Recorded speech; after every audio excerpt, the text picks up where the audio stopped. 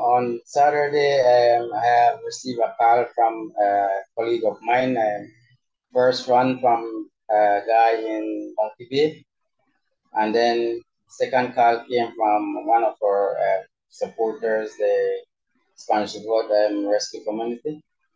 So I got the call of a two-person that was stranded at the Rion Pools in the Mountain Pine area.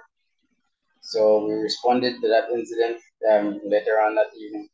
Rescue is basically a very technical, as you guys have seen on the videos and pictures that the water level was really up, the current was really strong, so all factors had to be taken in place. No room for mistake, obviously. However, when we got there, we combined it with the guys on the ground, which was the Spanish Boat uh, Fire Service, the EMS, and also the BDF and the forestry guys that was on the ground.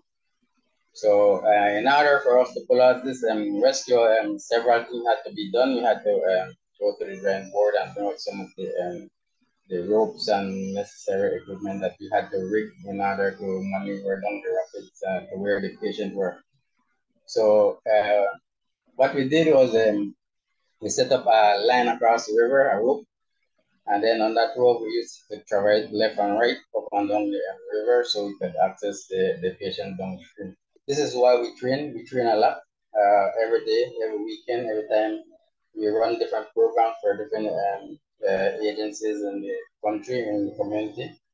So training, guys. So at the end of the day, once you train and you got the skills on unlock, everything should fall into play whenever you get a situation like this. After all, this was one of the most technical rescue we have ever done so far because of what the challenges that we have. For this, the main thing is not to get in this position. You want to basically update yourself on the weather condition, know what's going on in the river, where we're going to swim. Information, I think prevention is better than, actually getting into the situation. And so at the end of the day, know and follow the weather, see what the river weather is doing, where we're going, if it's from the flash flood or anything like that.